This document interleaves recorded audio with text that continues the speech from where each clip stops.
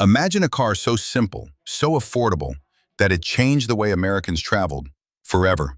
Not a Tesla, not a Mustang, but a humble, boxy sedan that once sold for under $3,000 brand new. This is the story of the Chevrolet Chevette, the forgotten car that reshaped America's highways.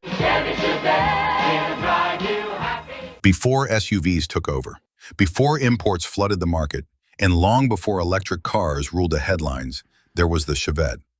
A car born out of an oil crisis, economic panic, and Detroit's desperate attempt to keep up. World wars among big powers are quite possible to control dwindling oil supply. And yet, somehow, it became one of the most important cars in American highway history. In 1973, the U.S. faced its first major oil crisis. Gas prices spiked. Long lines at fuel stations stretched around blocks. In the Dallas area today, dealers raised prices to more than 40 cents a gallon. Americans, once obsessed with V8 power, suddenly needed fuel efficiency. Japanese brands like Toyota and Honda were offering small, reliable cars. Detroit still stuck building gas guzzlers. GM knew it had to act fast. Enter the Chevette project, a compact, fuel-efficient, no-frills car designed to win back the market. Launched in 1975, the Chevrolet Chevette was GM's answer to the import invasion. It had a 1.4-liter engine, rear-wheel drive, no air conditioning, no power steering, but it got up to 40 miles per gallon, an insane number at the time.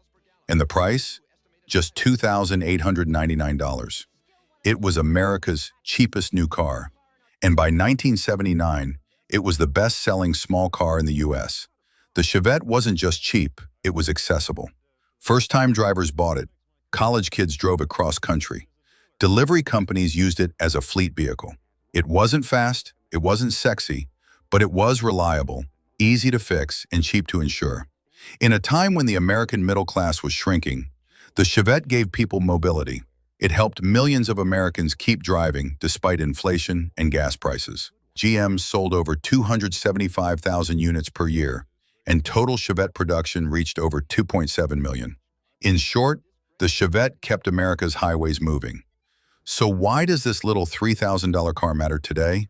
Because it proves something, that affordability can change a nation. The Chevette wasn't innovative, it wasn't luxurious, but it was perfectly timed. It helped a generation survive a recession, an energy crisis, and a rapidly changing auto industry. Today, Chevettes are rare.